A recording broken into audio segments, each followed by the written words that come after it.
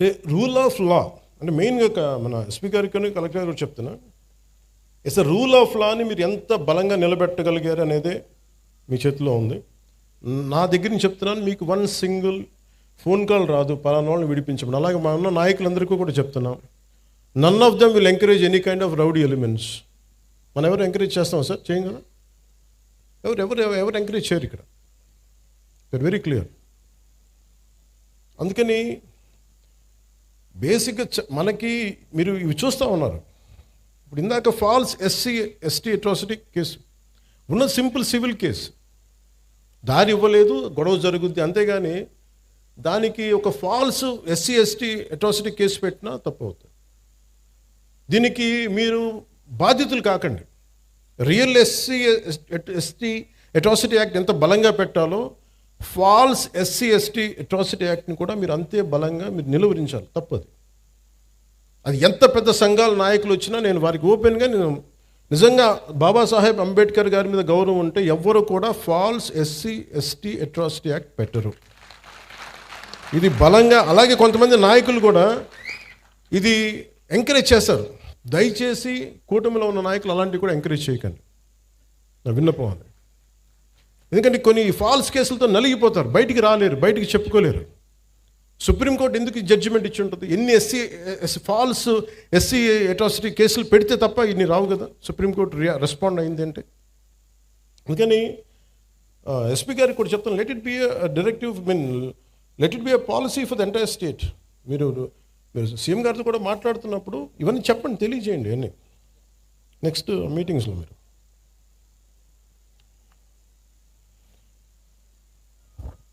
the law and order is not merely a government function. It is the very foundation upon which civilized society stands. In any democracy, safety and security rank as the most primal concept. Idi between the state and its citizens. Without it, every other promise of governance will collapse. Let it be welfare schemes, investment, jobs, business. So అందుకని మీకు six fundamental principles దృష్టిలో పెట్టుకొని, fundamental rights నిజంగా మనకు కావాలంటే without law and order it is mere aspirational. Just ఒక ఆశాజనకు ఉండే తప్ప, ఆశయం తప్ప నిజంగా ప్రాక్టికాలిటీలో పెట్టలేని. సో అందుకని లా అండ్ ఆర్డర్ని ఈ ప్రభుత్వం, it is not just a policy, we are taking it to its fullest. ఇది మీరు ఇప్పుడు చూస్తున్న ఎనీ క్రిమినల్ చట్టాలను అతిక్రమించిన, మర్డర్లు చేసిన, మానభంగాలు చేసిన, దోపిడీలు చేసిన క్రిమినల్స్ కూడా ఫండమెంటల్ రైట్స్ అప్లై అవుతాయి. అది మనకి రాజ్యాంగం ఇచ్చింది. దీని సమస్యలు మనకి ఇవన్నీ కొన్నిసార్లు క్రైమ్ చేసి క్రిమినల్స్ అయ్యి కూడా మనం కొన్నిసార్లు వదిలేయాల్సి వస్తుంది, ఎందుకంటే సాక్ష్యాధారాలు లేక. ఉదాహరణకి సుగాలి ప్రీతి కేసు ఎంత చిత్రంగా ఉంటాయంటే, సుగాలి ప్రీతి కేసు నేను 2019లో ఘోరంగా నన్ను ఓడించిన తర్వాత నేను ఆఫీస్లో కూర్చుంటే సుగాలి ప్రీతి మదర్ వచ్చి, అన్న నాకు ఇలా జరిగింది, నా బిడ్డను ఇలా చంపారు. 2018లో చంపారు ఆ బిడ్డను. చంపితే ఉరేసుకుందని చెప్పారు.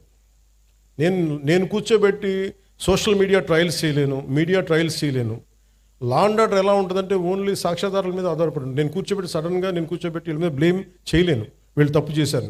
ఎందుకు మాట్లాడతాను? ఇందాక గంజాయి తీసుకొని కొట్టారంటే మీరు గంజాయి తీసుకోవడం చూసారని ఎందుకు అడిగానంటే, నేను అంత నిక్కచ్చిగా ఉండాలి. నేను ఒక నిబద్ధత లేకుండా నేను మాట్లాడకూడదు. ఆవిడతో కూర్చొని మాట్లాడినప్పుడు 14 ఏళ్ళ సుగాలి ప్రీతిని స్కూల్కి వెళ్ళింది, శవమై తిరిగి వచ్చింది, ఊరేశారని చెప్పారు. బిడ్డని ఇలాగా outraged her modesty.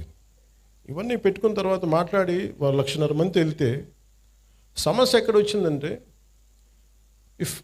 ఎవరైతే కుటుంబం దెబ్బతిన్నారో వాళ్ళు ఏ పరిస్థితుల్లో మరి ఏం జరిగిందో తెలియదు, కానీ సిబిఐకి వెళ్ళాం 2019-24లో.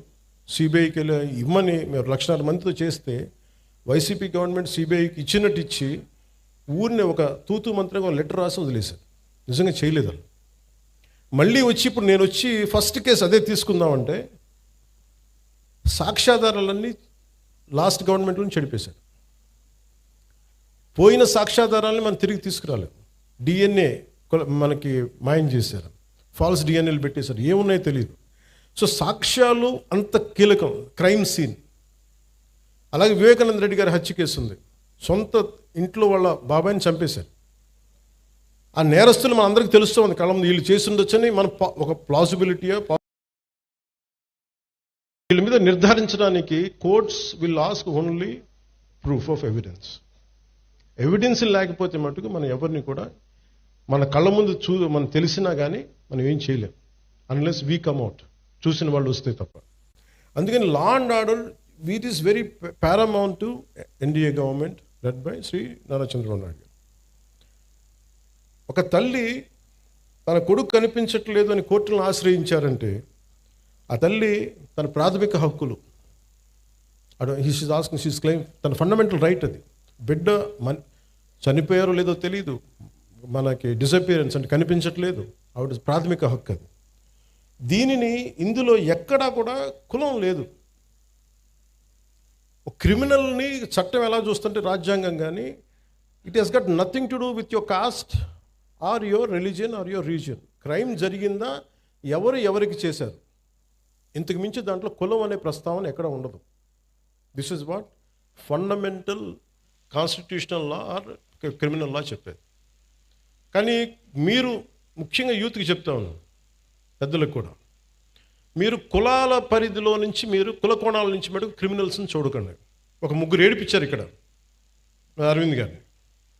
ఏడిపిస్తే వాళ్ళు ఏ కులం కంటే కూడా they have done a crime of hitting him.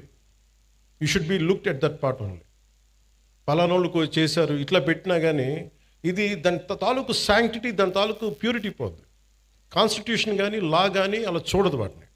అందుకని ఇలాంటి అంటే మిమ్మల్ని అందరినీ ఎదురుగా పెట్టుకొని మన నేతలందరికీ కూడా చెప్తున్నాను, మీ భావం తెలియజేస్తున్నాను. ఎవరైనా సరే కాస్ట్ క్రిమినల్కి కులం ఉండదు సార్.